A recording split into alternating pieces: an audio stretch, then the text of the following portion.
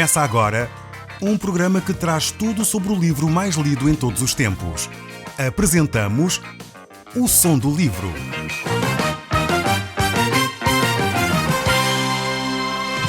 Seja muito bem-vindo. Neste podcast vai encontrar o livro mais conhecido e lido em todo o mundo. Vamos levá-lo numa viagem pela história da humanidade. Este é um audiolivro para si, para a sua família e sociedade em geral. Contextualização e comentários de Paulo Chaveiro. E nós hoje estamos a olhar para o capítulo 29 do livro de Provérbios. Eu gostaria de olhar para este capítulo começando por ler os primeiros 4 versículos deste capítulo 29.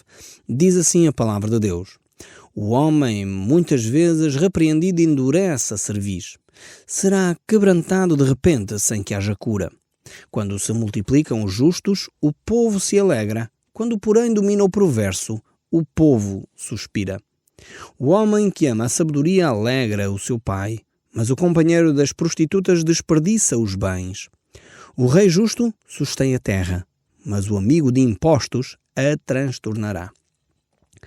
Temos aqui, de facto, muitas recomendações nestes primeiros versos. E podemos ver que, de facto, aqui estes primeiros versículos falam do homem que é repreendido muitas vezes. Porém, ele continua com o seu coração endurecido. Ele, neste caso, é repreendido, mas não aceita a repreensão. Então, ele será quebrantado de uma forma repentina. Porquê? Porque não aceitou as várias correções.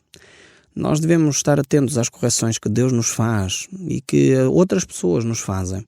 Quando nós aprendemos rapidamente com a repreensão, então o quebrantamento ou essa atitude de ficar demasiado humilhado normalmente não chega porque aprendemos as lições. Mas é aprender mesmo. Não é fingir que aprendemos. É necessário nós compreendermos aquilo que Deus nos está a querer ensinar e corrigir a nossa vida atempadamente. Depois vemos que estes textos bíblicos que nós acabamos de ler também falam sobre os governantes, sobre aqueles que têm a responsabilidade de liderar o povo. E aqui eu deixo uma recomendação aos nossos governantes. Uma recomendação bíblica, atenção. Os nossos governantes poderiam ou deveriam, creio eu, ler mais vezes a Bíblia.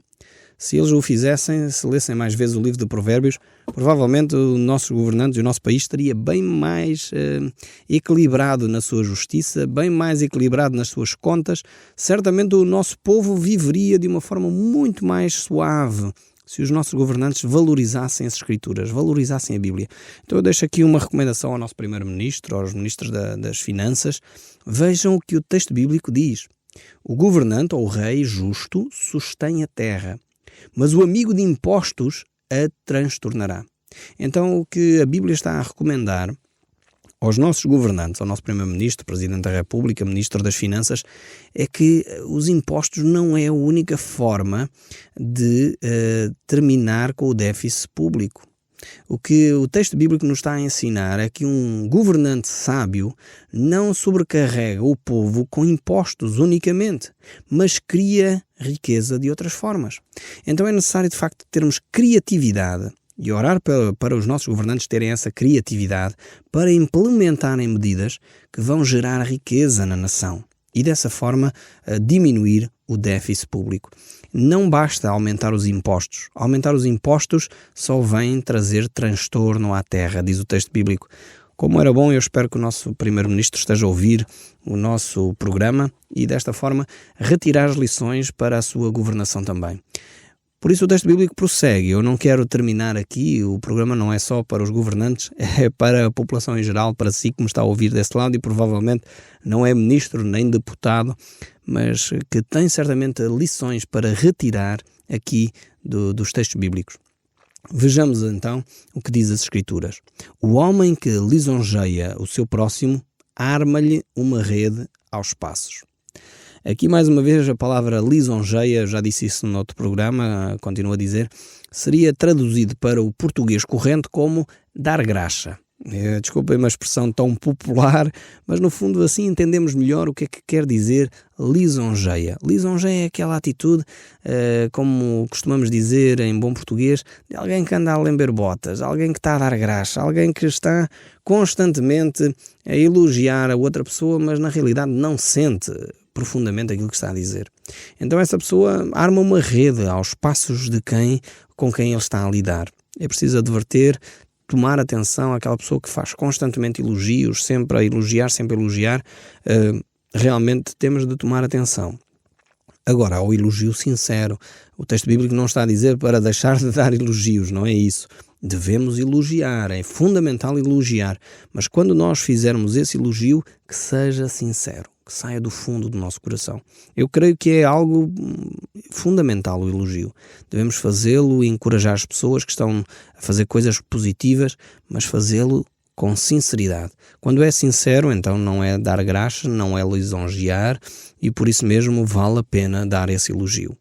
O verso 6 prossegue: na transgressão do homem mau há laço, mas o justo canta e se regozija. Informa-se o justo da causa dos pobres, mas o perverso de nada disso quer saber. Então vejamos aqui que aqueles que são justos, o cristão, deveria estar interessado pelas causas dos necessitados, pelas causas dos pobres. E hoje temos uma pobreza talvez diferente de há uns 40 anos atrás. Hoje temos uma pobreza de pessoas que até têm casa, algumas até têm carro, mas que são pobres efetivamente, porque o marido e a esposa, por exemplo, perderam o emprego. E eles estavam a contar com aquele seu sustento regular, mensal, fruto do seu trabalho, para pagar as dívidas ao banco, para pagar os créditos que tinham contraído, créditos que estavam perfeitamente enquadrados no orçamento familiar, e de repente, porque perderam o seu emprego, então passaram uma pobreza extrema. E é destes pobres, destas pessoas que hoje até têm talvez vergonha de pedir, que efetivamente nós temos que ter atenção. Os cristãos devem dar uma atenção especial até a pessoas às vezes que trabalham, mas que aquilo que ganham não é suficiente para fazer face às despesas que eles têm. Então hoje há um novo tipo de pobreza. E este tipo de pessoas normalmente não têm coragem, talvez, não sei se é coragem, não têm talvez ou à vontade para mendigar, para pedir. E muitas vezes é este tipo de pobreza que é o mais carenciado, o mais necessitado. E nós que temos Cristo, temos essa possibilidade de ajudar pessoas, deveríamos estar atentos aos necessitados. Àqueles que talvez não estão nas ruas a mendigar, mas que são carenciados. São pessoas que têm dificuldades financeiras. Talvez tenham uma casa, mas estão necessitados. Precisam de uma ajuda, um reforço financeiro, talvez, para a sua renda mensal. Coisas deste género. Precisamos de estar atentos a esta nova realidade, a este novo tipo de pobreza que está a popular pelas nossas cidades e vilas. Mas continuando a olhar para o verso 8, diz o texto bíblico: os homens escarnecedores alvoraçam a cidade, mas o sábio desvia a ira. Se o homem sábio discute com o insensato, que este se encolerize ou que este se ria, não haverá fim. Mais uma vez aqui, o insensato é alguém que gosta simplesmente de discutir por discutir.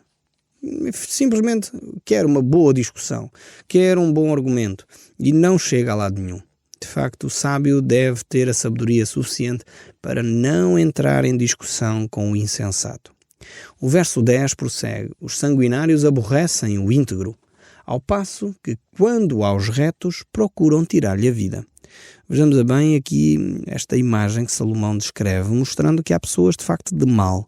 E essas pessoas de mal, nós precisamos orar por elas, para que elas sejam transformadas por Deus, porque no seu íntimo, o seu desejo é aborrecer o íntegro, aquele que faz a verdade, que caminha na justiça, e é fazer mal àqueles que são retos. Talvez você já conheceu pessoas assim, em que você vive uma vida íntegra, vive uma vida correta, vive diariamente dentro daquilo que é a palavra de Deus. E há pessoas que vêm e inventam mentiras, inventam intrigas, dizem mal de si, sem fundamento nenhum. São pessoas que necessitam ser tocadas pela palavra de Deus. Então necessitamos de orar por elas. O verso 11 prossegue a dizer: o insensato expande toda a sua ira, mas o sábio, afinal, lhe reprime. Aqui poderíamos traduzir este texto bíblico de uma outra forma. Eu uso mais uma vez uma tradução diferente, dizendo: o tolo mostra toda a sua raiva, mas o que é sensato se cala e se domina. Temos aqui então esta questão do domínio próprio. A palavra de Deus valoriza constantemente o domínio próprio. Aliás, o apóstolo Paulo, ao escrever na sua carta aos Gálatas, quando ele fala sobre o fruto do Espírito, um dos aspectos do fruto do Espírito é o domínio próprio. Nós temos de aprender a controlar o nosso eu. Temos de aprender a dominar os nossos instintos. Temos de aprender a não dar vazão a tudo aquilo que é emoções, tudo aquilo que é sentimentos, tudo aquilo que é muitas vezes negativo. O domínio próprio é fundamental. Eu gostaria de distinguir aqui o domínio próprio da hipocrisia. É completamente diferente, mas as pessoas podem confundir. Então, eu não dizer aquilo que vai dentro de mim, isso é hipocrisia. Não, pode ser domínio próprio. Pode ser também hipocrisia, depende de si. Depende de você avaliar com que motivação diz ou deixa de dizer as coisas. Dizer aquilo que vai na sua alma pode também ser falar demais. Pode também ser falta de senso. Então é necessário nós avaliarmos bem o que é domínio próprio, o que é hipocrisia e o que é falta de bom senso. Então temos de aprender a deixar Deus agir em nós, porque domínio próprio é uma ação de Deus, é fruto do Espírito Santo, deixar Deus agir em nós para que nós possamos nos autodominar, autocontrolar. Então é necessário que cresçamos neste aspecto da nossa vida. Eu creio que é muito, muito feio ver uma criança com birra. Não sei se você concorda comigo. Às vezes vemos pais com crianças, às vezes os meus filhos tentam fazer isso também. Pedem para comprar alguma coisa, um chocolate ou um chupa-chupa, uma coisa assim. Já comeram alguns naquele dia, eu digo não. E eles tentam fazer uma birra. É horrível ver uma criança a fazer birra, mas eu creio que ainda é mais feio ver um adulto a fazer birra. E infelizmente temos muitos adultos a fazer birra. Há adultos que quando não se faz a sua vontade, eles amuam, ficam ali, como se costuma dizer mais uma vez, eu gosto muito das expressões populares, vocês já devem ter reparado, não é? Amarram o burro, ficam assim, não fizeste a minha vontade, agora já não faço mais nada, agora fiquei amuado, agora entrei em birra. E realmente isto é muito feio quando um adulto faz uma birra. Ainda é mais feio quando é um líder de uma nação, quando é um líder de alguma região, a fazer birras. Isto é horrível. Sabem porquê é que as pessoas fazem birras? Porque não sabem ter domínio próprio. Precisamos de crescer nesta característica, dominar o nosso eu, dominar aquilo que é talvez o nosso desejo até, e ouvir aquilo que é a razão dos outros sobre esse assunto também. Domínio próprio é fundamental. O verso 12 prossegue a dizer: se o governador dá atenção às palavras mentirosas, virão a ser perversos todos os seus servos. Isto é uma advertência tremenda. Realmente o livro de Provérbios foi escrito por um governante extremamente sábio. Mais uma vez recomendo que seria fundamental os nossos líderes a lerem este livro de Provérbios. Talvez, se você convive com um líder de uma nação, de uma câmara, de uma junta de freguesia, eu recomendava, ofereça-lhe um livro de Provérbios. Sem dúvida, à venda nas livrarias, só em destacado, o livro de Provérbios, a Sociedade Bíblica Portuguesa tem. Compre um livro de Provérbios, ofereça aos governantes da nossa nação.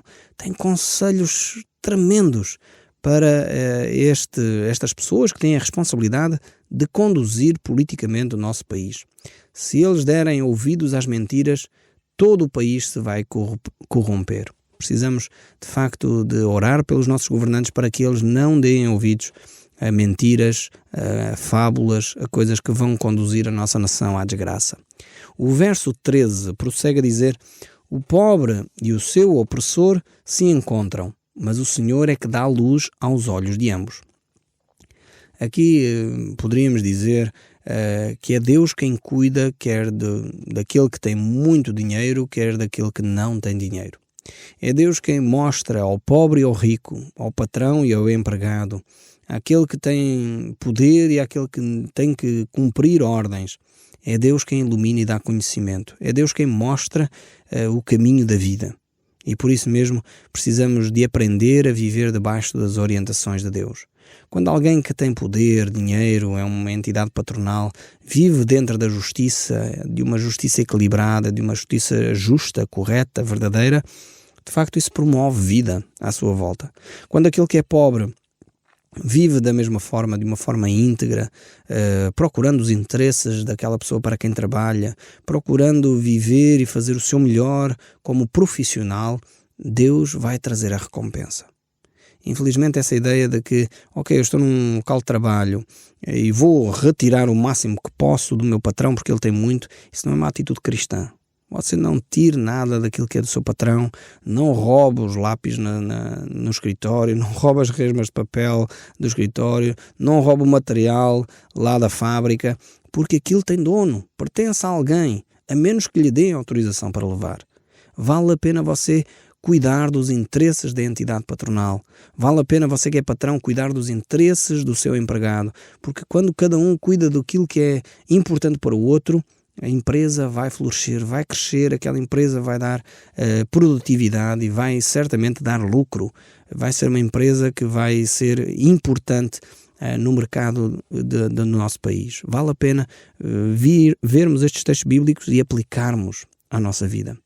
O verso 14 prossegue: o rei que julga os pobres com equidade firmará o seu trono para sempre. Aqui agora está-nos a falar da justiça. O livro de Provérbios é realmente uma fonte riquíssima de ensinos. Já falou sobre os políticos, falou sobre a entidade patronal e sobre os empregados, e agora vai falar sobre a justiça do país, os tribunais da nossa nação, sobre os magistrados, sobre os advogados, sobre os procuradores, sobre a polícia, sobre aqueles que fazem investigação. Realmente o rei aqui tipifica, naquela altura o rei fazia tudo, acumulava nele todas estas funções. Hoje temos várias áreas da sociedade que desenvolvem estas áreas, a justiça, a economia, a governação. Mas aqui estamos a falar da justiça. É fundamental que a justiça seja uma justiça equilibrada. Uma justiça que não é cega só com a letra da lei, mas uma justiça também que ao mesmo tempo não é demasiado liberalista, ou seja, que esconde os olhos àquilo que é correto e equilibrado. Precisamos de uma justiça equilibrada, uma justiça que faz com que as leis se cumpram de uma forma equilibrada. E dessa forma, diz o texto bíblico, firmar-se-á um governo, firmar-se-á uma nação. Porque o problema do nosso país é tão simples como isto. As pessoas sabem que os tribunais não funcionam e que se os processos vão para tribunal, ficam lá anos e anos esquecidos. E muitas vezes não se importam com isso e por isso deixam as coisas correr nesse sentido. Precisamos de orar pelos nossos magistrados para que eles tenham condições de acelerar os processos, fazer também um juízo equilibrado, porque realmente muitas vezes os dados que eles têm conduzem a uma deturpação da verdade e fazem com que eles tomem decisões erradas. Precisamos que os nossos advogados sejam advogados que procuram a verdade. É verdade, precisam defender o seu cliente, mas que procuram a verdade e que defendem a verdade acima de todas as coisas. Oremos pelos nossos advogados, pelos nossos juízes, pelos nossos oficiais de justiça. Eles bem carecem das nossas orações para que a justiça do nosso país possa melhorar significativamente. O verso 15 ainda prossegue: a vara e a disciplina dão sabedoria, mas a criança entregue a si mesma vem envergonhar a sua mãe. Aqui temos um princípio bíblico sobre a disciplina. É preciso tomar muita atenção. Aqui a Bíblia não está a favor dos maus tratos. Tomem atenção porque às vezes lemos mal as Escrituras e ficamos com ideias erradas acerca daquilo que a Bíblia está a ensinar. A Bíblia não está a ensinar maus tratos. A Bíblia não está a ensinar que se deve espancar uma criança. Não é isso. Agora, a Bíblia está a ensinar sim que deve-se corrigir, disciplinar uma criança. Não se deve deixar a criança entregue a si mesmo. Alguns países que deixaram as crianças entregues a si mesmo, como os Estados Unidos, a Inglaterra e outros que tiveram leis muito restritivas à educação, os pais quase não podiam corrigir os seus filhos com pena de virem a ser processados. Isto aconteceu porque infelizmente houve maus tratos, foram criadas leis para proteger as crianças e depois essas leis que eram protetoras das crianças fizeram com que os pais não tivessem espaço para disciplinar e corrigir as suas crianças. Isso conduziu a gerações de adolescentes rebeldes. Hoje em dia, esses países estão a repensar as suas próprias leis porque verificaram que 2, 3 gerações de adolescentes foram completamente fora da lei. Bandos de crianças que se juntavam para maltratar adultos assaltar, roubar, maltratar nas escolas os professores, sem respeito com algum pela lei, pelas autoridades, pela polícia, porque sabiam que estavam protegidas pelas leis. Então precisamos de aprender que não podemos deixar as crianças entregues a si próprias. Nós, pais, somos os principais responsáveis pela educação. Nós, pais, somos os principais responsáveis por cuidar dos nossos filhos e não deixá-los entregues a si mesmos. O verso 16 prossegue a dizer: quando os perversos se multiplicam, multiplica-se as transgressões, mas os justos verão a ruína deles. Corrige o teu filho e te dará descanso. Dará delícias à tua alma. Não havendo profecia, o povo se corrompe, mas o que guarda a lei, esse é feliz. O servo não se emendará com palavras, porque ainda que as entenda, não obedecerá. Tens visto um homem precipitado nas suas palavras? Maior esperança há para o insensato do que para ele. Se alguém anima o escravo desde a infância, por fim quererá ser filho. O iracundo levanta contendas e o furioso multiplica as transgressões. A soberba do homem o abaterá, mas o humilde de espírito obterá honra. Realmente, textos interessantíssimos estes aqui. Este primeiro, do verso 20, por exemplo: tens visto o homem precipitado nas suas palavras, maior a esperança para o insensato. Realmente precisamos dominar a nossa língua. Precisamos de ouvir antes de falar. Aliás, talvez nos relacionamentos conjugais, uma das maiores reclamações que os cônjuges têm é que o meu cônjuge não me ouve. E porquê? Porque muitas vezes está preocupado em responder. Precisamos de aprender a ouvir, não ser precipitado no falar. Verso 24. O que tem parte com o ladrão aborrece a sua própria alma. Ouve as maldições e nada denuncia. Quem teme ao homem arma ciladas, mas o que se confia no Senhor está seguro. Realmente temos aqui um segredo fundamental. Não temos que temer ao homem. Não temos que temer aquilo que os homens podem fazer. O próprio Senhor Jesus Cristo nos ensinou isso. Não temas aquele que pode maltratar o teu corpo, mas aquele que pode fazer mal à tua alma. Então precisamos confiar em Deus, precisamos de saber que é Deus quem cuida de nós e acertar a nossa vida com Deus. Verso 26. Muitos buscam o favor do que governa, mas para o homem a justiça vem do Senhor. Vemos realmente o homem de direito não tolera os maus e os perversos não toleram os que vivem honestamente. Temos aqui textos que são ricos para nós e nós vamos ficar hoje por aqui com estes textos, percebendo aquilo que Deus quer dizer ao nosso coração. E eu espero sinceramente que o som deste livro continue a falar consigo, mesmo depois de desligar o seu rádio. O Som do Livro, uma produção da Rádio Transmundial de Portugal.